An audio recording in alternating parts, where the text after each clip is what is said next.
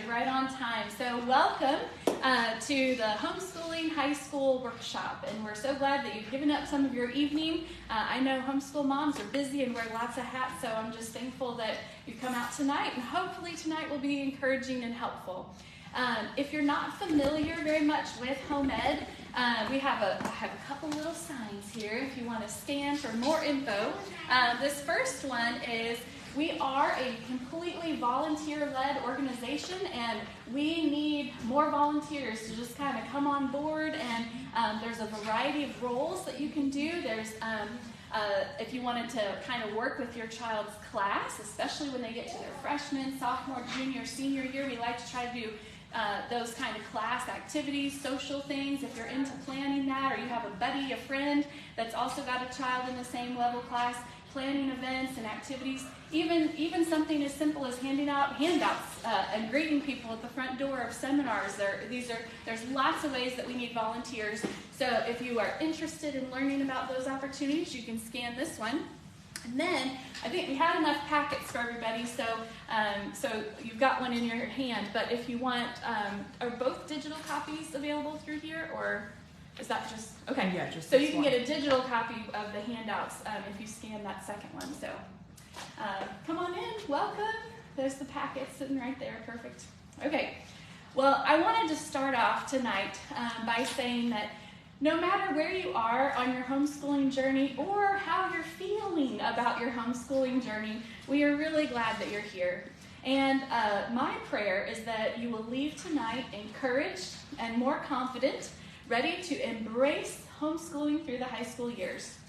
My name is Jennifer Walker, and I'm in my 9th year of homeschooling.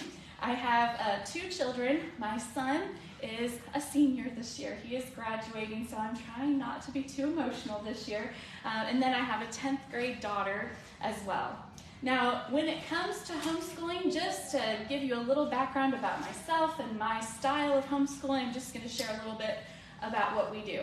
I would explain my style of homeschooling as an eclectic, relaxed life schooler.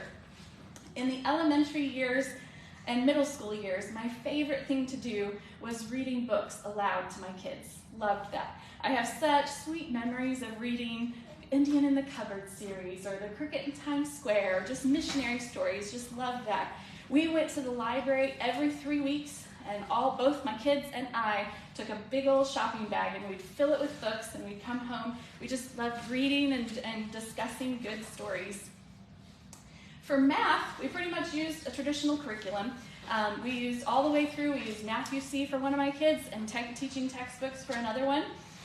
For science, we always had an Apologia textbook or two, but if I'm honest, we never really completed one. We kind of just went through them chapter by chapter, depending on what interested us. And then as far as the experiments, we just did the ones that looked fun and that I had all the supplies for already. And we also loved Seek. That's about the only co-op that we ever did was Seek. For history, we love to watch history come alive through video. So we did a lot of movies and documentaries, and then we also supplemented that with reading more historical biographies on key historical figures. Now, when it comes to English, I'm a total unschooler. I never found a curriculum that I really loved, so we just spent a lot of time reading and discussing good books, and my kids always just kept a blank journal to write in every day. And that's been the core of our English all the way through, even through high school. Now, as far as my homeschooling organizational style, I have a general plan of what I like to accomplish every day, but I also try to make the most of life experiences and let them be an opportunity for learning as well. I try to look at every interruption in our schedule, every trip we have to take, every work project I have, or every ministry opportunity as an opportunity to ask, what can I teach my kids through this? And sometimes I think life is the best teacher. So, all right, well, that's a little bit about me and our homeschooling style, but I want you to know, no matter what your homeschooling style is, there are lots of different ones out there. All of them can lead to a successful education and a successful high school. So if my style wouldn't work for you or your kids, that is totally okay. It's one of the benefits of homeschooling, right? You get to pick the style and approach that works best for you and your kids.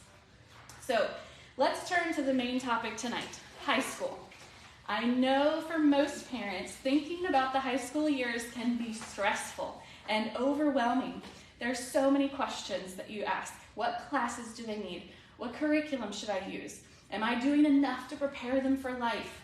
Should I sign them up for a co-op? How do I write a transcript? Will my team be ready for what's next? Anybody have those questions? Anybody? Okay. All right. Well, you're not alone. These feelings and questions are totally normal. And my hope for tonight is that we will be able to reduce some of your stress, answer some of those questions you have, and that you will leave tonight confident that you can do this. You can homeschool your high school student, and my hope is that ultimately you'll discover what I have, that the high school years are so much fun. It is so exciting to watch your teen start to grow and become an independent person, and it's just a really special season for you and your teen, so I hope you discover that it's fun too. Now I'm going to direct your attention to the handout. Up at the top, I just put my name, my cell phone number, and my email address. If anybody wants to contact me afterwards asking more questions, or I really have a passion for homeschooling and I love to help others. So if you have any questions or want to talk through anything, please don't hesitate to reach out. Our agenda for tonight, we're going to start off by debunking some myths. We're going to talk about how to set some goals for homeschooling in high school. We're going to talk about how do you even develop a 4-year plan to follow. We're going to talk about tracking and recording credits, how that works.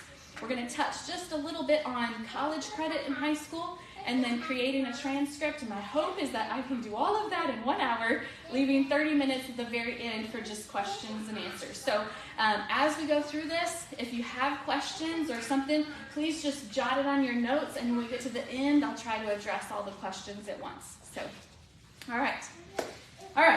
Well, the first thing I want to do is I want to start off by debunking some myths about homeschooling in high school. Hopefully, this will decrease some stress right off the bat. So here's our first myth. I'm not good at algebra and chemistry. I'm not qualified to teach those advanced level subjects to my high schooler. False. Let me just say loud and clear, I don't know who needs to hear this, you are a qualified teacher. Even if you're not a certified teacher with a special paper saying you completed a teaching program, God has qualified you. He is the one that gave you your children, and He says you're not only qualified, you are the perfect teacher and parent for your child. I just want to make sure everybody heard that tonight, right? Okay, now for those of you that are still saying, okay, but Algebra 2, I'm really nervous, okay? You have some options, okay? Even if you're not well-versed in some of these advanced level subjects, you have options. Remember, even as an adult, you are perfectly capable of learning new things, just like your teen is. So you can take the challenge and learn right along with them, showing them that learning new things, even as an adult, is not only doable, but it can be fun too. And I must say, I got pretty pumped when I could help Lucas solve an algebra equation. I was like, yes, your mom still has it, you know? So it's okay to show them that. But if you do not feel up to the academic challenge, I get that. Or if you have your hands full with other kids, maybe you've got a lot of littles and you just can't put that time, that's okay. Another great option is to utilize co-ops, or there are a wide range of online classes and helps available to you. So there are so many great options available. You don't have to be, let me hear you say this, you do not have to be an expert of all subjects under the sun to teach your high school student. You just don't, okay? All right, moving on to myth number 2. I need to make sure my high school plan looks exactly the same as if my teen were in public or private school. False. Your high school plan does not have to look like a traditional high school plan. In the state of Arkansas, and I have, if anybody wants to read it, I have a few different times. This is the 11-page document of the Arkansas homeschool law. I have read it a couple of times. There is nothing in here that says you have to teach any certain classes. There's nothing in here that says you have to use certain curriculum. There is nothing in here that says what type of credits you have to graduate. So there is freedom in homeschooling, okay? There's some freedom here. However, I will say that if you intend to graduate with the home ed group of Little Rock, They do have some very basic guidelines about the types of credits that you need. For example, they follow what they call the SMART core, which is what a lot of public schools follow, where they say you need 4 English, 4 math, etc. We'll go into that a little bit later on tonight, but I want to remind you, even though they have those requirements of a specific type of credit, you still have the authority. You still get to say when that English credit is earned and how it is earned. You get to say, this is a science credit and this is one that you've earned. You still have the power to do that. Home ed does not require specific textbooks to be used, no standardized testing or anything. You get complete control over how your team earns each credit. Now, I'm going to be honest here. This is the myth that tripped me up the worst. So here I am, I'm this gentle, relaxed homeschooler, right? We just read whatever book looks good. We do projects together. We just had a lot of fun learning, right? In all the elementary years and middle school. Then I get to high school, and the summer before Lucas's freshman year, I start to panic. I'm like, oh no, this is serious now. I've got to get with it. This counts. I got to put together a transcript at some point. And so I panicked. And in my panic, I went out and bought a textbook for every single subject. And the first day of school, I gave him I want to say it was 6 pages long, a 6-page long syllabus of all of his expectations. And we were gonna do all these things. He was gonna do all these requirements. And I just sent him with a stack of textbooks to his desk in the corner of our living room. That lasted less than 6 weeks. It failed miserably because that just wasn't the way we had done homeschooling. So it just didn't work for us. It may work for you. If your child is used to textbook learning and they love it, go for it. But if not, in our house, we ended up chucking most of the textbooks. I'll be honest. We didn't chuck all of them. We kept a couple, but we chucked most of them, and we just went back to the style of homeschooling that worked for us and that worked for our son. We still earned credits. We still did English activities. We studied history, and we did science.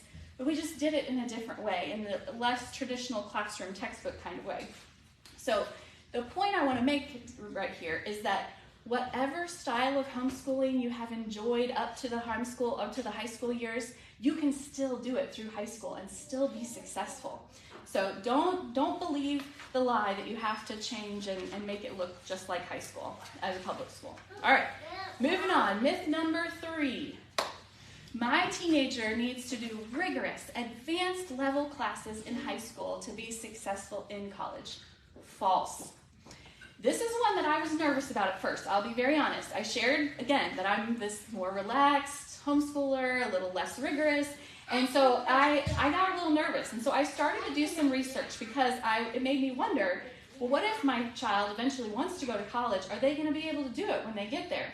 And so I did some researching, and I read lots and lots of articles on how to be successful at college. Okay, I did a massive search. Every article I read said that essential skills for being successful in college were being good at things like knowing how to follow directions, working hard, being independent learners, managing their time well, working well with others, showing assertiveness in class, being able to communicate with their professors and fellow students, following through on assignments. This was a common theme. Those kinds of things were common through everything. Never once did I read an article that said you have to complete rigorous AP classes as essential to college success. And I can tell you from personal experience, my son's taken 3 college courses, 2 at Pulaski and 1 at SAU, and his hardest thing was reading the detailed syllabus and actually managing his time and following through and making sure he met the deadlines. The work, the content, was the easier part of all of that, I will say. So anyway, myth debunked. Moving on, number 4. Homeschoolers have a harder time getting accepted into college. False. In my experience, most colleges want your kids because they also want your money. It's very true. It's true. They want it. Colleges only make money when students are enrolled. So trust me, they want your student. And as far as meeting entrance requirements, a lot of colleges post their minimum entrance requirements on their websites. Look under the admissions section, and most of them that I've looked at in the state of Arkansas have been very attainable entrance requirements. But whatever college you think your child might be interested in, just go look it up. Make it a project for them. Look it up. What are the entrance requirements? I've even seen a couple of colleges post unconditional acceptance if you meet these requirements. Like, it's kind of like, if you can do these things or have these things, you're in. So don't worry. Now, I will say, if you are looking to get into an elite college, there are some that maybe they are just really after an elite college or a very elite degree program that only takes maybe so many students a year. Just go do your homework. Go look up, what are they looking for? What are they looking for in potential students? And then work really hard to meet those requirements. And if you're, just in general, when you're looking at colleges, if the requirements aren't really clear, go contact the person for admissions. Ask to meet with them. Talk with them. You know, just a little story on this one. Our son was very interested in IT. He's always loved technology. And so we looked at this program through Pulaski Tech, and there was some basic information on the website, and what we saw looked good, but we did want to know more. So we just emailed the director of the program. We said, well, his email address is right there on the website. Let's just email him. So we emailed him and just said, hey, we're interested in possibly coming. Would you want to meet? Could we meet with you? Could we come to your office? He was a little shocked because I don't guess people don't do that very much, but he's like, sure, I'd love to meet with you. He met with us for over an hour in his office and just talked all about the program and talked to us, and he helped us answer some questions as far as what do we need to do with Lucas to help him get prepared for taking those classes and stuff. At the end of our conversation, he said, can't wait to have Lucas in the program. I mean, he didn't even know anything about his grades or what kind of student he was. It was just, he was proactive in researching and looking into the degree program. So please know that colleges want your kids. So I hope that you can rest easy knowing that there will always be a college willing to welcome your kid if they choose college as their path. So, moving on to myth number 5. The only way to get a good job is with a 4-year college degree. False. Now, I'm going to step on some toes here, but I believe as time goes on, this statement is less and less true. Now, just another disclaimer here, there are some specialized fields that still require the traditional long-term educational path, and that's awesome. If your child wants to be an advanced medical professional or an engineer or a doctor or a lawyer and they want that kind of job, awesome. We need people to do that. We need Christians to be in those positions and do those jobs and pursue those career paths, and that is fantastic. Go for it. But know that these particular fields are not for everyone, and that is totally okay.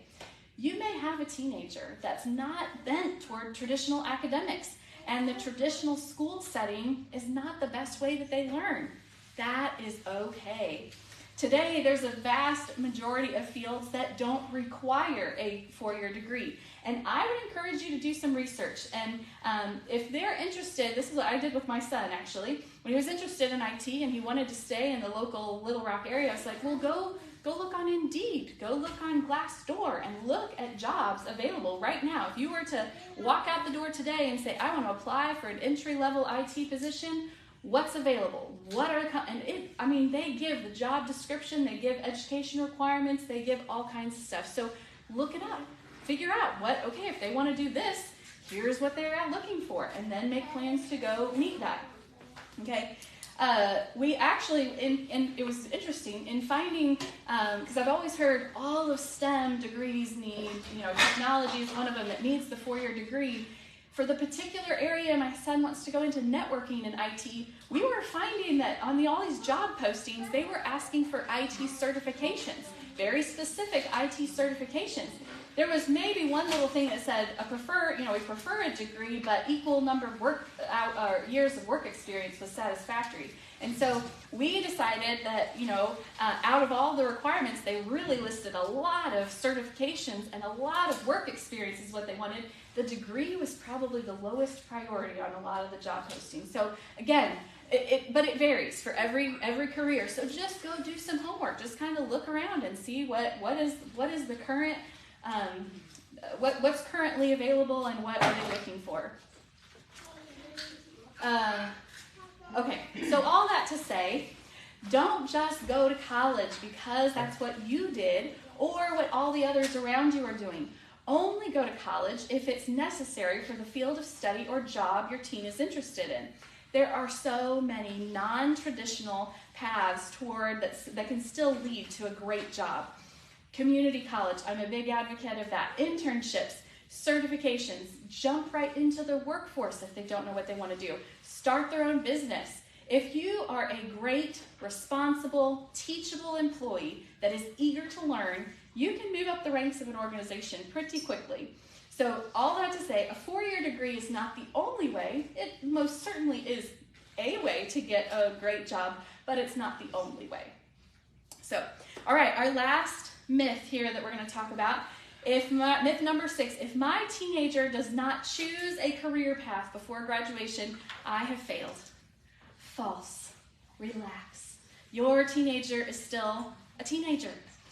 They have a lot of growing up and learning to do, so relax. If they don't have a specific career in mind after graduation, encourage them to go get a job.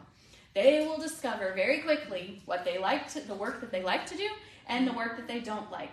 And in this is my personal opinion, I just think college is way too expensive to attend with no career goal in mind. In my experience, teens who go to college work harder and better when they actually have a specific career goal in mind. Now, here's another thing you might want to note too. There has been so many advancements in education and learning opportunities. So much is available online. There's so many training programs that if they find out later on, oh, I need a degree or I need additional training in this, there's always opportunities to go back and retrain and get what they need at a later time. So, all right, we're to the end of the myths. Is anybody feeling a little better even right now? Anybody feeling a little less stressed just as we debunk some of these myths? Okay. All right. Well, we're going to move on to setting goals. I believe that you really need to set some solid goals because if you don't know what you're aiming for, you're not going to be able to hit your target. So I would really encourage you to pray and ask God to see into the heart of your child. Ask Him to show you what is the best way to educate and nurture my child. And do it for each child individually because each child, even in the same family, can be very unique. My 2 children are as opposites as you can possibly get, and they are on very opposite tracks in high school. So just pray about that. But remember, again, God gave you your children for a reason.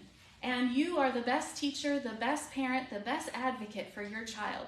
So it's important to remember that when you're thinking about your goals. We can kind of look at what the state says we should do, but honestly, I really think that whatever God instructs you to do and depending on your child's bend and how they learn best, that should trump whatever the state says we should do. Because again, there are no specific state requirements for homeschooling. So, all right, if you have never done this before and if this just seems a little hard to wrap your mind around and you just don't know where to start, here's a couple of things. One, ask yourself on graduation day, when they are standing up there in that cap and gown, coming soon, when they are standing up there with that cap and gown, what do you hope that they have accomplished? What do you hope that they've learned? What kind of character do you hope that they possess? That's what you want to aim for. That's what will help you write those goals. Okay. Another thing, if you want another little just kind of seminar on goal setting, anybody ever heard of Vodi Bakum? Anybody heard of him before? Okay. He has a very popular, it's been a seminar he's done in multiple homeschool conventions. And if you look up right there under the goal setting, I put Homeschool Summits hosted him. And a seminar was called Heaven or Harvard, What Are You Aiming For? It was fantastic. I will tell you, I listened to that a couple of years ago, and it really kind of transformed my goals. Really kind of helped me reorient what is really important. And so anyway, highly recommend it. It's available for free. If you go and Google Homeschool Summits and just type in the name and Vodi Bakum, it'll come up. It came up immediately for me. And I think it would be really encouraging if you've never set goals before. I thought it might be a little helpful to kind of go through some examples of some goals, just if you've never thought through this. Now, these just happen to be my goals, but it might kind of help your wheels to start turning. Number 1, develop a solid biblical worldview. I feel like more and more this is so important for our kids to be ready for facing our culture and looking at it through a biblical lens. So we spend a lot of time on this. We put a lot of effort into learning apologetics and a lot of Bible study and a lot of things in that. Grow in their ability to love God and love others. It's really important to us to have servant hearts. We want our kids to have servant hearts, so we work on that. Now, these next 3 bullet points kind of go together. Basically, I really feel like a majority of high schoolers could probably put a more effort and more time into actually discovering who their kids are. Who are they? Instead of just doing a boxed curriculum and putting it on every kid the same, find out what are the gifts and skills and talents of your child. What's their personality? How best do they learn? All those things need to be factored in figuring those things out. Once I've started to identify some of their passions and maybe even what their calling is, what they feel God calling them to in life, explore a variety of careers that suit their individual gifts and skills and talents and personality. And then here's another thing, that as homeschoolers, we have flexibility in our schedule. So I build in lots of time for meeting with professionals in the community. We have taken professionals out to lunch. We have met, my daughter's interested in real estate. We have gone out to eat with several different real estate agents, just learning about their career. She's job shadowing one. My son worked with a guy in IT and ended up with an IT internship last summer. So we have flexibility in our days. I would encourage you to make sure to put that in your goals. You want to try to make sure that they know what they're gifted at and be able to kind of look at the career world and what's out there. So after they do that, set some post-high school goals and explore all the options to meet those goals. This next one is kind of the whole, I would say this is a biggie for homeschooling. Develop and execute an individualized education plan specific to their goals. And remember, try to keep all the options open to whatever might be best for your child and what they want to do. Are they going to start a career? Do they want to go to a trade school? Are they going to go to college? Are they going to go onto the mission field, join the military, start their own business, take a gap year, something else? There's lots of options, so make sure you're looking at all of the options to see what might be best for them.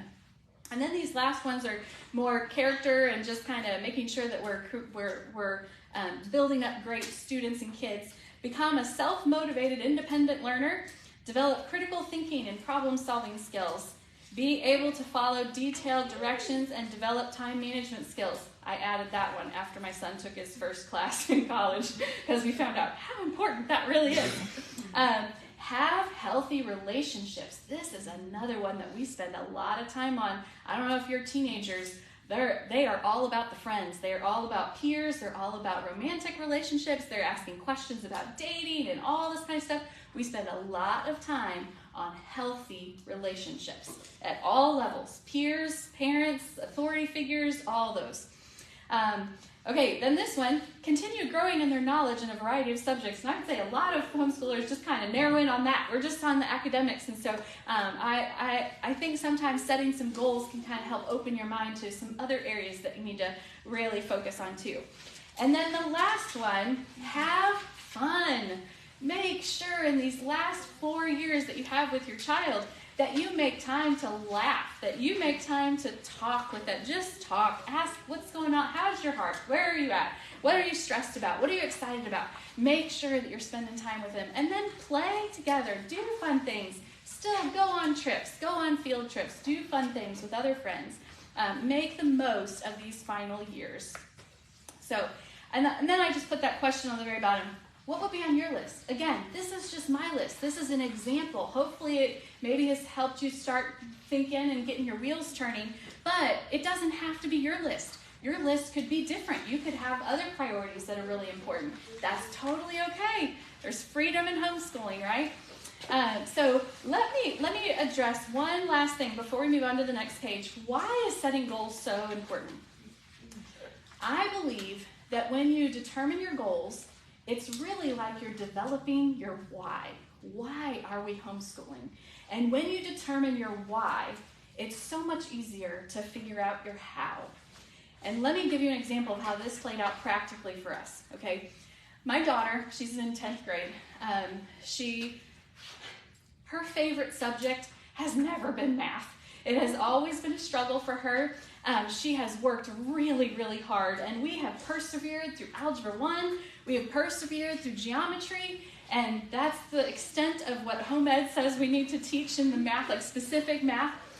And so last year, she was finishing up geometry, and I was sitting there thinking in the spring, I was like, you know, if we were going with the normal, traditional, what everybody else does, what comes next? Algebra 2, right? Algebra 2. And I thought, I don't know. These advanced level math classes just drain my daughter, and they deflate her. And so I just started thinking, okay, wait a second. Do we do Algebra 2 because that's what's expected and what other people are doing, or do we do something else that more fits in line with her goals and her interests? Well, she is super interested in she is a relational person. She's very into relationships. She's very into people. She has no desire to go into anything math or science related. She is going to be a people person. And so as we sat back and looked at our goals, and we said, well, we still want her to learn math. It's still important to learn math concepts and grow in your knowledge of math. But do we really need to do Algebra 2? And so actually, when we went back and looked at our goals, it was an easy decision because we knew for her, she really wants to go into real estate. And so I thought, you know what? She needs a curriculum that teaches about interest rates and insurance premiums and taxes and all that kind of stuff. So we found a consumer math program, and she has enjoyed it so much more than algebra and geometry. And you know what? I am not losing one bit of sleep that we are not doing Algebra 2. I just am not. Now, I want to say this too before I wrap up this point. Don't misunderstand me. I am not saying that we should let our kids get out of hard things. That's not what I'm saying. I believe we do need to stretch and challenge our kids to do hard things. But what I am saying is that we need to ask ourselves every time we put a class in front of them or something, and we need to be evaluating what is the purpose of this class. If it ends up being something that will help them achieve their educational goal, go for it. If not, be okay with doing something different, something less popular, if it ultimately will help them achieve their personal educational goals. Okay, so anybody feeling a little less stressed? Yeah, maybe? Okay, feeling empowered? Okay, all right, well, we will go ahead and move on to page 2, and I promise the rest of them will go a little bit more quickly. All right. Because we're going to get to some nuts and bolts of planning the high school years, okay? So this next page is what I call the 4-year plan. And I will say this, if you registered for this class and we have your email address, I will email you this entire handout, and it's all in a Microsoft Word document, and you can take these and edit them and make them your own if you want. So that's an option if you want. Okay. So for this very first one, I take and I print one for each kid, okay? Put their name on the top, and this is my basic, okay, how are we going to accomplish all these credits, and how are we going to do it year by year, okay? So you'll notice across the top, we got 9th grade, 10th grade, 11th grade is split into 2, and so is 12th grade, because typically when kids are in 11th and 12th grade, they might end up doing dual credit, and dual credit is semester by semester classes, so you have the fall and you have the spring, okay? If you look down the left-hand side, the subjects, we have English, math, science, all those, and under each title, you'll notice there's a specific number of credits. That's what the home ed has said, these are what we are requiring, okay? And so those are all the way down. On a couple of them, like for math and science, they do have some specific courses that they require. So I listed those out there, but if you actually added up all those little numbers of all the different types of class, you get to the very bottom, total credits to graduate is 22. If you meet all of those little requirements, that's 22 credits. So if you meet this, you got it. So, for example, when I have a child that's entering high school, I'll look at English, I'll say, okay, we got 4 credits. Well, I would just jot in that very first box under 9th grade and English, I would just write English 9. I just call it English 9 because it's ninth grade English. That was what was on my transcript in high school. Makes it really easy. Just put English 9. If you know what kind of curriculum or something that you want to use, you could jot it in there if you want. You don't have to, but the idea is you want to then plan out, when am I going to have all 4 English credits? And then the next thing, in math, when am I going to have these 4 math credits? I will say Algebra 1, a lot of students do that in 8th grade. That's totally fine. It's a high school level course, so you can count it as a credit. So I just jot down, that was what happened with both of my kids. So in 9th grade, I just wrote in that first little box, Algebra 1, 8th grade, Geometry, 9th grade, and just wrote it that way. Now, when it comes to science, you've got physical science and biology. Now, don't let that scare you too much. Being the untraditional schooler that I am, I just looked up the definition. What is physical science? Turns out physical science is studying anything that's not alive. So there's a wide open range of what you can study and call it physical science. Biology, guess what that is? Study of living things. So you've got 2 areas that you can focus on science and meet that requirement. Social studies, and then the part in the middle there that's blue, those are all the special courses that you just need a half a credit. So you're not going to be filling in a ton of things, but we know that we need to finish it by the end, so you kind of want to maybe space those out through that. Now, when it gets down to electives, this is where you get to have a lot of freedom into what is your kid interested in, what are they studying, what kind of career they might be interested in that you could do a class. If you remember earlier, a big focus of our goals is to have some biblical studies. We do a lot of Bible stuff, and I know that's a common thing that a lot of parents do. So I wanted to give my kids credit for that because we put a lot of time and effort into that. So I gave them 4 credits for Bible throughout high school. So I just put in 9th grade Bible 1, 10th grade Bible 2, 11th grade Bible 3, and senior year Bible 4. Well, there's 4 credits of the 6 already that I know we just naturally do because we naturally do a lot of Bible study. If that's your case, just thought I'd share that. A computer science, you can do that as an elective, or it can be a math or science credit if you need that. It's one of those that they call a flex credit. Digital online course, I think since COVID, everybody's pretty used to doing something on digital online course. I think we can figure that out. And then personal finance. And I think that's a very important one. That could also count as a math credit as well if you want to know that. Okay. All right. So that's kind of the penciled out 4-year plan. The reason I like it set up this way is because I can make sure I get all the credits across every row, but then I can also look at year by year and semester by semester and make sure I don't have them loaded up too much. Like sometimes it's, oh, let's get them all in early, and then you wind up with a lot of space in the rest of them and you've really overworked your team. So this is kind of a good way to see what each semester looks like and across, making sure you're getting all of them in. All right, moving on to the next page. What is a credit and what are kind of credit ideas? Okay, the general guideline is that 120 to 180 hours generally is accepted as 1 credit. 60 to 90 hours would be a half of a credit. Now I will say, this is a general rule. Please do not feel like for every class you have to keep a log of how much time you spent. You don't have to do it that way. Some classes, you may decide to go by objectives instead. You may say, okay, we're going to study this particular subject, and I want, the goal I have for my child at the end of the class is that they would be able to know this or do this, and I've set up some objectives. When they meet those objectives, they've earned the credit. Even if maybe they didn't complete all the hours or it wasn't something that you could really calculate by hours, it's okay. You have the freedom to do that too. But some people like a general guideline. Some people like to have a little bit more structure, and that's totally okay. I will say when my kids started this, I printed off hours logs. You know, it just said, hey, anytime you're doing something different or special or just like unique, write it down and write your time. Well, guess what? At the end of the first year, they were all blank. And I'm like, I know you guys have been doing stuff. So they're not the note takers or the record keepers that I would like them to be, and that's okay. So I just kind of started getting a feel for it. I just kind of tried to pay attention to what my kids were doing, and I'll show you a little bit later how I kept track of that.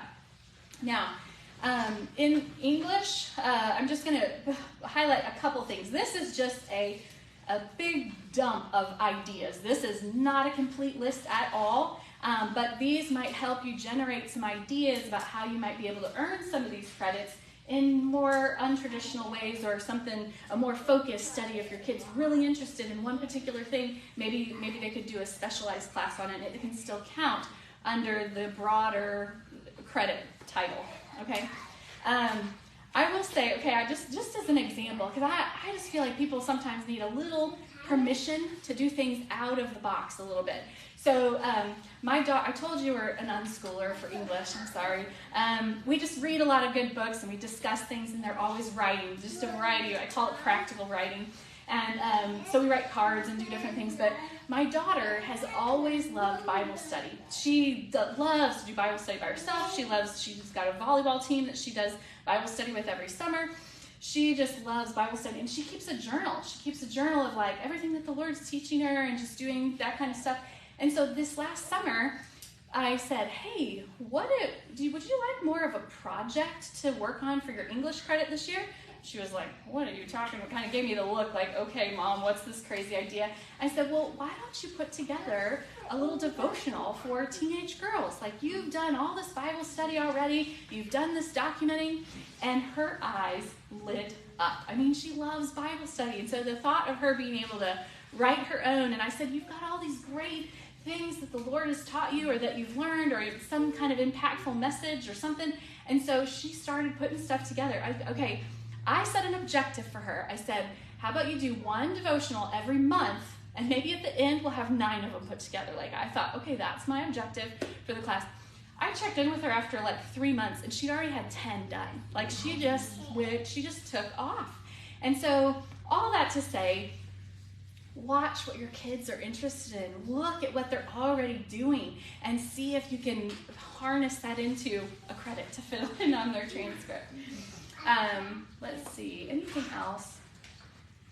I think this list is not anything that it's like, don't feel like you got to do it all. That's not it at all. This is just an idea, like a smorgasbord of pick what you think might be most interesting and do it that way. So again, just pay attention to your kids. What makes their eyes light up? What are they really interested in? And try to go after those things. All right, next page, course resources list. This is where I list out the curriculum and materials that I have used or plan to use. This is where I also keep a running list of what my kids are naturally doing, their hobbies, their experiences, any training that they have received. I just want to talk about a couple of things briefly because I want to keep moving on. I know we want to get to the transcript. A lot of people are probably thinking, I gotta write a transcript. We got to get to that part. If you notice at the top, black is completed and red is not completed. And again, I just kind of keep this in my mind. This is just for me. I don't turn this in anywhere. This doesn't go along with the transcript or anything. This is my planning form. This is how I'm saying, okay, what are we working on in each of these areas, and what classes are we doing? A lot of it you can see is self-explanatory. I kind of threw together some ideas, some things that we've done. But I wanted to point out, again, a couple more out-of-the-box ideas. So under oral communication, you'll see small group communication. I don't know if that title of the class actually exists, but I just made it, and I thought it sounded good for oral communication. And I did it because my daughter, again, like I said, she loves Bible study and she loves kids. She got asked by our children's minister to teach the 2nd and 3rd grade Sunday school class. And so she was really excited, and so she, would get the material sent to her, but she would have to prepare the lesson, she'd have to share it with the girls, she'd have to facilitate group discussion and stuff like that. Well, she had done it for like 3 or 4 months, and she came home one day and she was like, Mom, I am actually getting pretty good at this. I can see I'm getting better at sharing the lesson and having conversation with the girls. And I sat back and I was like, that sounds like a small group communication credit to me. And so I filled it out. Now I wrote that down when she was just 3 months in. She's done it over a year now. So I'm like, okay, she's done it. I'm gonna turn that thing black and put it on her transcript. So another thing, again, fine arts. If anybody knows my son, he is not an artistic or musical kid, okay? And so I was trying to think, I'm looking at this going, how am I going to do a fine arts credit for my son? Well, again, I was just sitting back and watching. Well, my husband has a sports car. He has a rally racing car. He puts it in shows and does car meets and all kinds of stuff. It's a hobby car. He loves it. And when my son turned 16, he also started to be very interested in these cars, and he started going to these car meets. He started being more interested in cars. He and my husband started talking about the styling, the years, the changes that were made, the lines, the colors, all kinds of stuff. They just talked cars a lot. And I started thinking, you know what? This is like an art form for them. It really is. And so they even took it a step further, and my husband said, hey, should we do some upgrades to my car?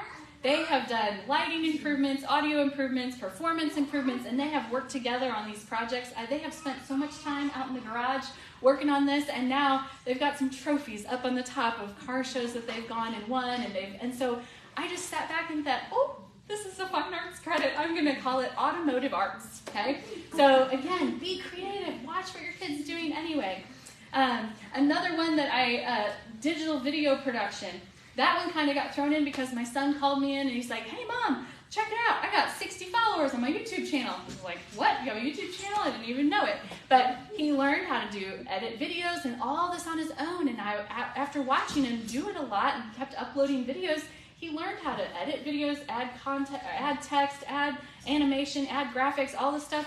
It's like, that is digital video production. So anyway, again, I've probably gone on too much about that, but I'm pretty passionate about finding the interest of your kids and what lights them up, and try to follow that and see if you can work that into creating some credits. All right, we're going to move on to the next, and I'm running a little short on time, so I'm just going to breeze through this part.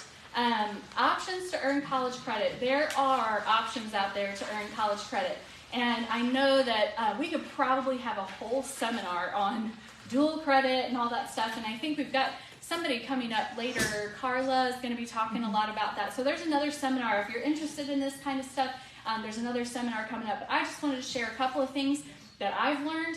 And one I want to just highlight is the CLEP testing. I don't know if anybody's very familiar with this. I hadn't really heard a lot of people talking about it, but I tell you what, I researched it, and my son, who never did a formal English program, right? I told you that. Never did a formal English program. Well, with Pulaski Tech, he found out he had to take Comp 1. He does not want to take Comp 1. I said, well, I heard you could test out of it. Like, they have a CLEP test. He took a little CLEP test study program. It's right there in the middle, modernstates.org. Check it out. They have free study courses specific to passing the CLEP test. He took that little study course for free. Everything was available online. It was all right there.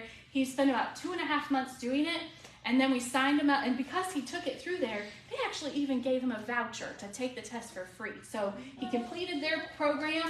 They sent him a voucher. We took it to UALR Testing Center. He took the test for free and passed. He got 3 credits for Comp 1. I was like, you don't write. We don't know how to write.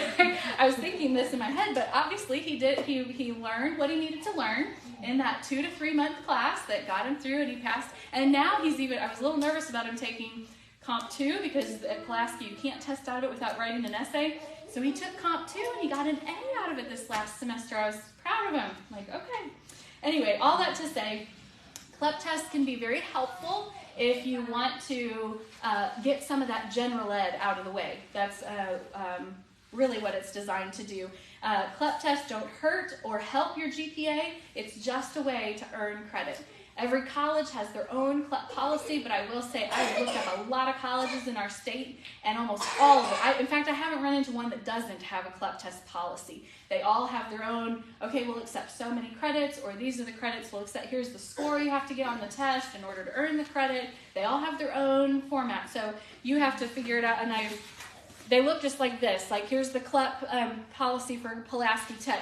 It'll give the CLEP test title on the side. It'll say, here's the score you have to have, and then it'll say, here's the credit you'll get. And it lists out the number and name of the course and everything. So anyway, it's just something I'd never heard people talk much about, and I thought, wow, that was really, he took a 90-minute, and I was really nervous. I thought, I don't know if he's going to pass. We haven't done formal English. He's only taken this little study course.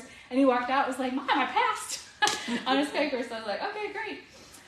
So anyway, the rest of this, the AccuPlacer test, there's details there, concurrent credit, either through SAU or Pulaski Tech. The only reason I put that stuff on there is that's just what we've used. so that's what I'm familiar with. If you have any questions later on, maybe we can ask more at the Q&A if you want to, or again, my contact information is on the front, and I'm happy to share about our experiences with both of them. So, all right, now the transcript. I know lots of people get really nervous about the transcript, but really, it's a piece of paper. It's one piece of paper that just lists the college or the high school courses that your child has taken. It puts a grade, and you calculate a GPA. That really is all that you need to have on it. I did mine, and again, I will send this out digitally, so you can use this if you like this format, but if you don't, there are tons out there. You can just Google, there's all kinds of templates that you feel free to use them. I liked the by subject, and you'll notice that's what mine's not by grade or anything like that. I did mine by subject because that's how I plan, that's how I set up my 4-year plan, that's how I was doing all my tracking. And it also, as a homeschooler, sometimes my class doesn't fit nicely into a semester or even in a year. We may start a class in the spring, their freshman year, and finish it up the first part of their sophomore year. So I never really felt like I could put it in a box. So my philosophy was, whenever they complete the class, that's when it goes on the transcript, and that's the grade that I put. Like that's whether it was 9th grade, 10th grade, or 11th grade. I just put that. Okay, for something like English, remember I said I just put English 9. I try to keep these things super simple. Honestly, most colleges, they're just checking the boxes when you submit it, so you don't have to, oh, it was poetry along with something else. I mean, you could put that if it makes sense for that heading, but you don't have to. You could just put English 9, and that's pretty common. Now, I also get the question sometimes about how do you grade? Anybody have that question? Like, how do you calculate a grade? For something like English, it can be hard to know how to grade an English course. But and this is just my perspective, so if you have a totally different way, it's totally okay. I always run these kind of classes as a pass-fail. Either they've mastered the goals and objectives for the class, and they pass, that means it's an A. If they don't, as a homeschooler, we keep doing it until they pass. So, I mean, my kids get a lot of A's just because we keep working on it until they pass. And I feel at peace about that, because I think, really, what is ultimately the goal? The ultimate goal is for them to learn. And if we keep repeating things and helping them to get it right, I feel like we're doing them a better service than just taking a lesser grade and moving on. Something like math, a lot of times it's calculated. If you use a program like Teaching Textbooks, I know that they have the little online grade calculated. They can see what their score is. Now for my kids, they both wanted A's. They were like, how I did it, and I know there's people that think differently, how I did it was, if they completed it and they came to me and said, Mom, I got too many wrong, I got too low grade, can I do them over again? I'd go in and delete the problems, and the next day, let them do it again. Let them retry all those problems. Now, some people will say, but when they get to college, they can't do that. I will say, my son took college algebra at SAU. He read the detailed syllabus. The homework section at the very bottom of the syllabus said, for all homework problems, students can redo every problem until they get it 100%. In fact, the teacher put a little note in there saying there should be no reason why any student should not get 100% for all the homework for that. So again, I'm like, thank you for allowing kids the opportunity to keep doing it until they get it right. And even then, the same teacher, she there were like 5 chapter tests. She let everybody take the test twice, and she took the best score out of both of them. The other thing she did was she provided a study guide for the midterm and the final. And I said to Lucas, I said, why don't you go ahead and write out the study guide, like really work out every problem on paper. And I said, ask your teacher, she'll let you have notes for the final, sometimes in advanced level. Turns out, she said, you can have as many papers as you want. He used the study guide, and turns out the study guide was an exact replica of what the midterm and the final were. So he just read the problem. Oh, look, here's an example right here, how to do it. And he got an A out of the class. Now, he found out some other boys on his basketball team were also in the class, but they didn't read the syllabus. They didn't know that they could get 100% on the homework by doing it over and they didn't get the A. So again, lesson learned. read the entire syllabus, allow your students to do work over if they want. Okay, I don't know if I need to talk any more about the transcript necessarily. I hope it's pretty clear that you have your course titles, you have what year you took it, you have the grade and the credit, and then you just calculate the GPA. And the last page, and then we'll open it up for questions. I feel like I'm doing great on time. Okay, the last page, service hours, other awards and certifications and camps and retreats. I'll keep this page just as a place to record all kinds of things. I don't send this in to anybody. This is just for my own purposes. I have found it's also super helpful when filling out job applications or scholarship information or anything like that. So anyway, I just try to keep a track of kind of in general what they're doing that just kind of helps with those kinds of things. So, all right, that's all of my talking. Does anybody have any questions? Yes. What are they? Oh yes, thank you for bringing that up again. If you missed the very beginning, this QR code is sharing all the different volunteer opportunities. You know, Home Ed is a volunteer-run organization, and so we are looking for volunteers to help us make this happen, make graduation happen, make prom happen, make social activities happen. And there are big volunteer jobs all the way down to something that's very minimal and very doable. So anyway, that's that one. And then I think everybody got a packet tonight. This one's just a link so you can have a digital version of the packet. But I will, for you guys that signed up and submitted your email address, I will email out this whole packet. And again, it's in Microsoft Word. I tried to use some basic fonts that everyone will have, so hopefully it won't come out all garbled. But then feel free to just take these forms and make them your own. Edit it, change it, take the names out, and put whatever you want in if that helps. Yeah. Anything else? Yes. You mentioned here that you started recording your math in grade 8. Do you suggest that that's pretty much the soonest that you would say to start recording? The reason I recorded it in 8th grade is because both of my kids were doing Algebra 1 in 8th grade. Okay. So I would say if it's a high school level math course, okay, then you can record 8th grade. The other one that typically people might also do is physical science. I know there's a lot of people that do physical science in 8th grade, and that is also deemed a high school level course. So, but again, it's whatever. If you feel like your child in 8th grade is doing some high school level study, you can put that on the transcript, as long as you feel like it's definitely high school level. They met the high school, what you would consider the objectives, and for that. Okay, thank you. So yeah, good question. Good question. Anybody else? I have a question. Yes.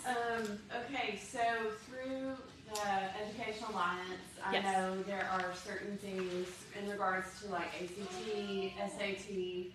So I know my daughter's a sophomore and she took the PSAT in the fall, and it was free, and she went to a test site, which was Central High School. But I've also heard, and I emailed them today, I haven't gotten a response back yet, is there a free ACT available for a homeschool child? I feel like I've heard that or read that somewhere. That's a really good question. Just to repeat the question, if there's, I forget, we have a video, I should probably be repeating these, sorry. If there is a free ACT test that maybe an underclassman, like freshman, sophomore, could take for the ACT, I actually do not know that. Does anybody here know? Yes? I believe it's your junior year is when it's offered, because I found it out late, so That's right. You're right. They missed it, but I don't know where to find it. Yes, actually, I know this thank year. Thank you, Christina, for bringing it up, because when you submit your notice of intent, your junior year, that triggered my memory. Yes. So there is a question when you are going through the notice of intent, filling it out. It will say something about my student is a junior and they're anticipating taking the ACT, and you get a free test. Yeah, good question. Yeah, anybody else? I saw something about another test that was similar to the SAT and the ACT that was more geared towards homeschoolers. Oh yes, the starts with a CLT, C, CLT. I think that's what it is. Okay. I don't remember where I saw that the other Yeah. day. Do you know anything about it? I know very little, but my son took it because a friend of mine was like, "Oh, check this out," and he took it. I think it's pretty comparable to what ACT and SAT is. I don't know. I think that we will probably have to see more colleges accept those test scores before it would be. So that would be my suggestion is whatever educational program, whether it's community college or college, look and ask what tests they accept and kind of, I feel like it's best to go that backwards way, like to say, what are we looking for? What do they want? And do what they're looking for. So, yes. For whoever wanted the voucher code, Oh, yeah. his name is David Nance. David Nance. David Nance, Homeschool Program Advisor at the Arkansas Department of Education. Okay, so David Nance at the And so education. all the codes are taken for that year, you can actually get on the waiting list. Oh, So, okay. Good information. So David Nance at the education. Is that DESE? Is that what the Department of Education? What was that for? For the vouchers Okay. for the junior year. I didn't realize there was a limited number. I thought just every junior could get one. Okay. Yeah, and they will typically email it to you once you fill out your notice of intent and check that box. I missed it. Oh, okay. But I emailed them and told them I would like to get my child on the list, and they ended up emailing me a voucher. Okay, great. So, I know public school kids, their junior year, they are also offered it, so I'm surprised to hear that there's a limit. Oh, to yeah. homeschools. Okay, that is interesting. Yeah, I know that when we did the notice of intent this year, like for Parker was in 10th grade, he had the option to do that. Yeah, the PSAT. Oh, okay. There was Yeah. a box to check. Yeah. yeah, and so I think one of the issues too was that I don't know how new this is, but homeschoolers were not taking advantage of that, so they weren't. If we don't take advantage of it, They may take it away. it may or may not. Okay. That's not the first time I've heard that's true. So if you have a junior and want that test, go ahead and fill that out when you're doing your notice of intent. Another thing I can bring up too, both of my kids are not going to be headed off to the four-year university, so actually ACTs are not something that's required for them. Accuplacer is more, and I will mention this, just if your kids, I never tested, I'll just be honest, I never did testing, and the first time I panicked. Remember I told you I panicked that freshman year, and I was like, oh, I'm going to sign up for this ACT. It did not go well his freshman year, and I felt bad because it's a 4-hour long test, and we had never tested before. Anyway, I wound up contacting Pulaski, and the Accuplacer test is another test. It's a standardized test that is actually put on by the college board. It's the same one that does the SAT, and those tests are you can sign up for them. They're anytime. You just contact the testing center and schedule a time. You could probably get on tonight and schedule one for 48 hours out. There's 3 parts to the test: reading, writing, and math. You can take them individually. That's another thing that we really liked. You can take them individually. If the whole big ACT is overwhelming, you can take those individually. They are also not timed, which my son also really loved. They're not timed, and it is only, it's affordable. It's $10 per test or $20 if you want to do all 3 parts at the same time. So it's very affordable.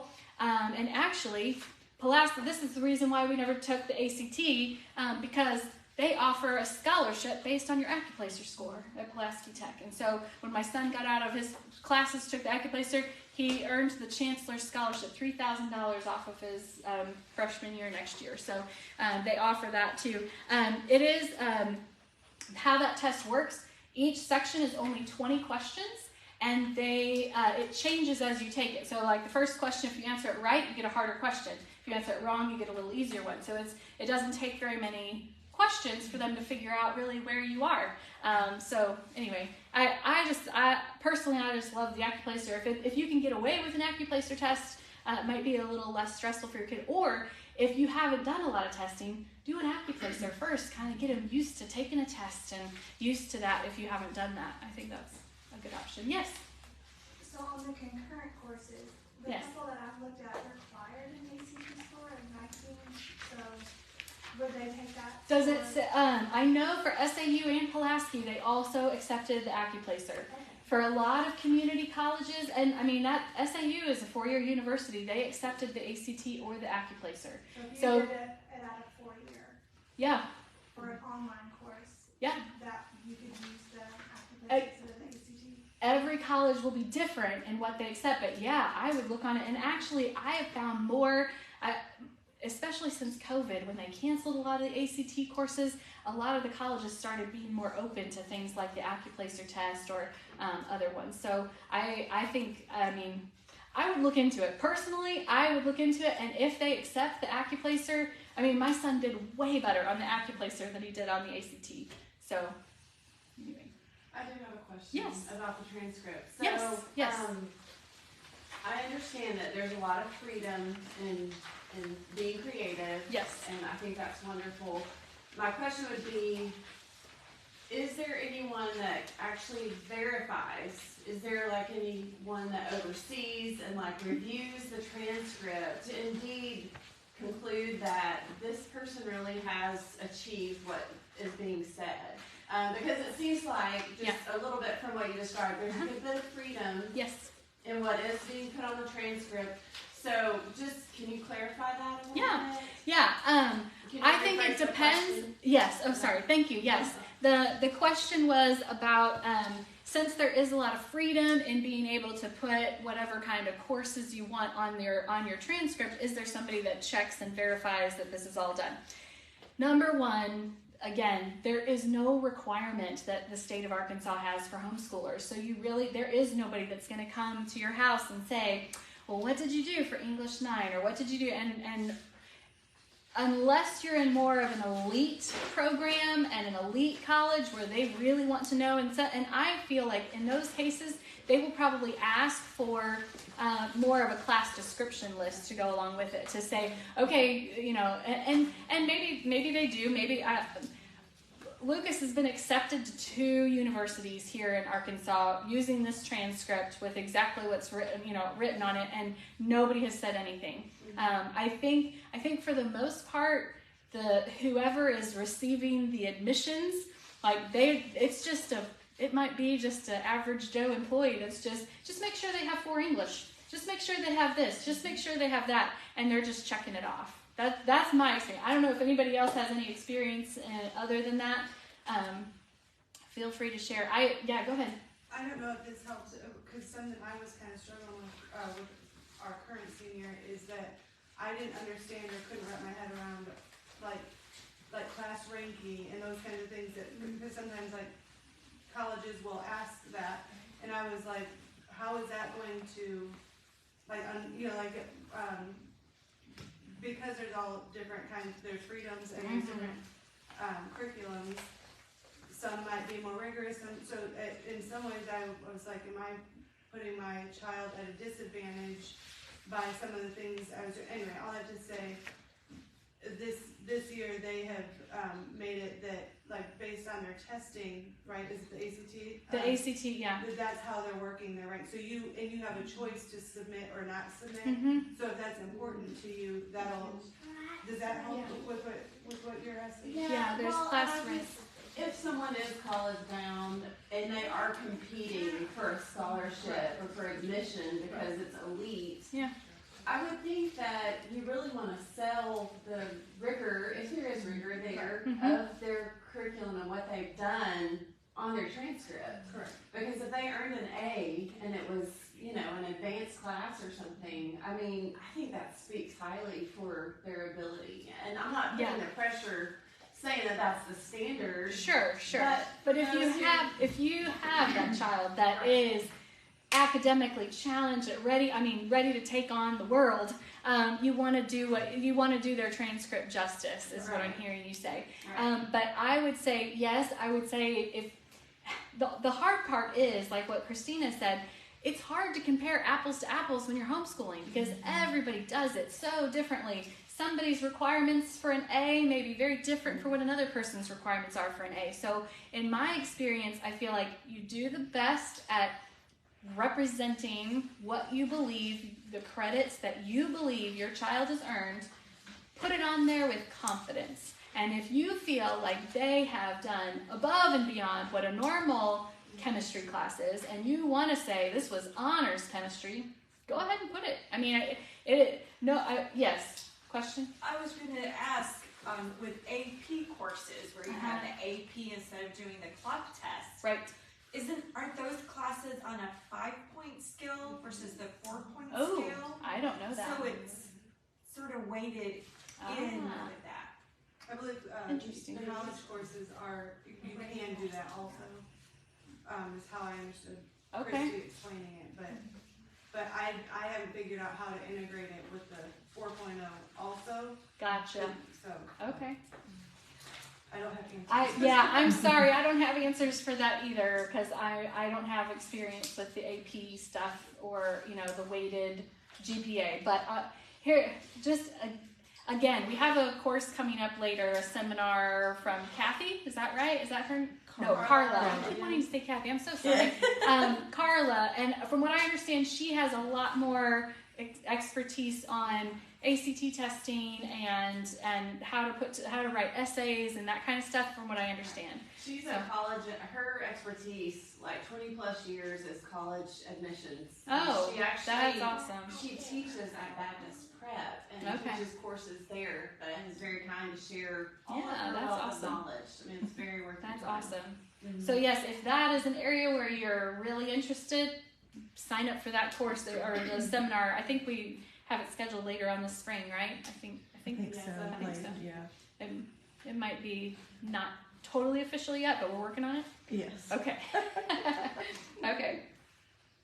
Any other? Also, Yes. I was going to say, I know Ho Co-op and Kaha have on their websites, kind of like what you had here, that what's required to graduate, and that just really helped my head space, just having a visual of they need this many Englishes and this many sciences, and in order to graduate. So it helped to have kind of like a chart in front of me. I don't know if that's good. Co-ops also have that on there, but both of those co-ops have that on their website. That's great. Yeah, those are great when you can find those kind of tools. And again, this transcript, there's lots of options for transcripts out there if you want to look at different ways to set it up. But again, don't make it too hard. Don't make it harder than it is. It really is a simple, this is your, and kind of going back to what Spring was mentioning, this is your opportunity to just put on here what you really believe your child has achieved. And again, if you feel like it's a more rigorous class, figure out a way to note that or talk to somebody that knows a little bit more. But I don't be afraid of the transcript. You are the authority. You are the person that puts the final stamp on this transcript. So you can determine what credit is earned and how it is earned. Yes. I have one more thing that I learned. I learned this at the Home Ed kickoff because I talked to Lisa Crook, who is an amazing resource. She works directly for she works for the Family Council, but for the Education Alliance. Oh, okay. Thank you, and she said one thing that is something to consider. They will also certify one with an actual seal through the state. I think it's $25. I was looking on their website because sometimes when people get jobs years after high school, they don't have a copy of their transcript, an official copy, and some jobs down the line, years later when, maybe we all save it on Google Docs and we have it in the cloud forever, but it was nice to know that is a certifiable, and they keep it on record, I think indefinitely. Okay. It's only $25. Yeah. So for something that's that important, if you think that at some point in the future you'd need it, that's good to know. Yeah. That's great. Yes. So I was looking at the graduation requirements at our local high school, Mm-hmm. and I don't know if they're the same or not, but a couple of the things that are extra are they have to be CPR certified and pass the Arkansas Civics exam. Right. Do we have to do that too? No. Okay. Mm-mm. We don't. Nope. Okay. Nope. Not required. Where do I do? Yeah, Arkansas Civics exam at? Yeah, nope, you do not have to. Oh, No, they're just, I mean, you can read the Arkansas law right here in Homestead. I've read it several times just because I wanted to make sure I had all the freedom, and you do. There are no requirements. In fact, even at the very end, there's a little section that says the state cannot impose any additional requirements that are not listed here, and there aren't even any requirements. So just that you have to fill out the notice of intent every year. That's the only thing I that didn't they know say. if like the colleges might be looking for those specific, like, did you pass the Arkansas Civics exam? Like, I didn't know. So, I have not had so much experience with like admissions and into college. I can just say that I have known several friends that have sent, I know a personal friend that sent their kid off to Harding, and they filled out just like this. JBU, engineering, filled out a form just like this. There are plenty of kids that just fill out a standard transcript, send it off, and they go. So there is, do not fear, and don't, if you have an average kid, and that's what I have a couple of average kids, and I mean average they're great kids, but average as far as like academia and those kind of things. But I think I just follow the rules. Just follow fill it out and send it off. I have yet to have this rejected, and I have yet to talk to friends that have passed on to other, like I said, I've got friends at OBU, JBU, Harding, all these other universities. They just filled out a general transcript, the general information, sent the minimum entrance requirements, and they're in. I know for some of you here, maybe you have that stellar honors student, or you're trying to get into an elite program, or you're trying to compete for a major scholarship. Come to that other seminar. They'll talk a lot more about it there. Just want to be sure that you know that you are the authority. You are the one that puts the stamp on this. And there are no specific requirements. Again, the only reason we have these requirements listed here is because home ed requires it. But if you don't want to graduate with home ed, maybe that's not important to your student. Your transcript can be wide open and whatever you want to put on it. So. Well, and I now this was a while ago, but I was a homeschooler and graduated, and it was not straight A, it was just your average homeschool student. Yeah. And I went to Washington. And did great. So, yes. That was before very many people homeschooled. So. Yeah. My son is at Harding, and he just started. He's a freshman. We didn't have any trouble at all. Yeah. None. And I mean, it was. They didn't question anything. Nope. Nothing. Again, universities want your kids because they want your money. And actually, I have heard more that they want the homeschoolers because they know they're hard workers and they're self-starters and they can complete tasks and things. Harding gives a $2,000 scholarship to homeschoolers. What? Harding gives a $2,000 scholarship for just for being a homeschooler. Yeah. That's awesome. That's great.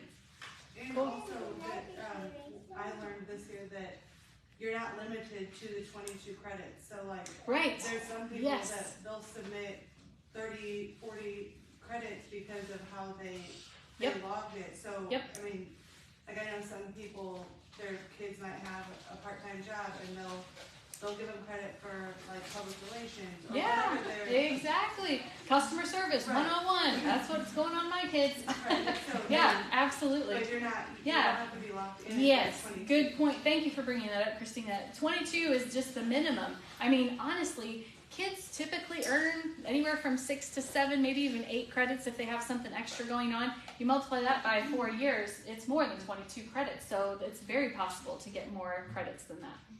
Yeah, good point. Yes. Okay, Sarah Blanza was watching, and she told me, so Carla did a, back in September, and it's recorded if you're a member of MED. Cool. You can get on the members Facebook page and access the information with the college admissions. That was in September that we put on. Perfect. So that's available for to watch anytime if you're a member. Gotcha. But the writing essays one is the one we're talking about. That's Tuesday, April the 18th. April the 18th. April the 18th, we're going to have a seminar with Carla and specifically on how to write essays for college. Okay, excellent. Thank you. And she homeschooled her kids, so she's an advocate for homeschooled kids as well. Awesome. Yeah. That's great. I was curious about the dual enrollment or concurrent classes. Are they typically free? Are they typically free? Good question. SAU, if you are a junior or senior, SAU has worked out of, I think it's with the Arkansas Lottery Scholarship, isn't that right? Is that right? That they will do all the paperwork for you. You come and sign up and you get 2 classes every semester for free. The only thing you purchase is the books. So if there's a book that goes along with it. So. And it's discounted, you can take up to 4, I believe, Oh, a semester, yes. and the other ones are discounted. I think it's like 125, that's what I was thinking too. Yeah. Harding University also offers Oh, Harding University. one class per semester starting, I think, your junior year. Okay. 1 class per semester for free as well. Oh, that's awesome. So that's Harding. Harding. Harding offers also 1 has a semester. Scholarship for every online course you do, which includes hosting. Oh, $500. wow. So they even have incentives for you to take their online courses as dual credit. That's great. Good. Yeah, we've been very pleased with the SAU. Lucas is taking a second one there right now. They are great to work with. And if you look on that page on Concurrent Credit, that Britta Clark, she just started as the new director of Concurrent Credit. She's amazing to work with. She's super nice. But it's a very easy application process. Again, you just need to have an AccuPlacer score if you don't have an ACT score. The other thing I really like about the SAU is that they're asynchronous classes, which is really nice if you're taking online classes. That means that there's no you got to be online on video at 11 o'clock on Wednesday morning. That's not how they work. It's if there are any video lectures, it's just available for you to go on and play at any time. You just have to keep up with the deadlines. There's class assignments and due dates and things like that, but you can kind of work it in your own schedule. And then, while we're talking, Com Central has started a new partnership. So if you're interested in, I think it's a really cool idea. They've partnered with SAU and they offer some of their dual credit courses at Com Central. So you get a little cross between. So you get a class facilitator teacher at Com Central, but they are earning that credit through SAU because that teacher is facilitating the course as if it was at SAU. So. What was the name of the lady you said at SAU? Britta Clark. It's right there on I put her email. It's on there under Concurrent Credit SAU, and that's her direct email address. But there's that link, the website you can go to read more about the Concurrent program there. So, yes. Great. Well, we are right at 8 o'clock. Oh, close. I guess we got a few more minutes. Anybody has I can stay a little bit longer too if anybody has more questions, but I want to honor people's time and let people leave at 8 if they need to scoot. So, Thank you so much. You're welcome. Any other questions or anything? All right. Well, thank you all for coming very much. Thank you.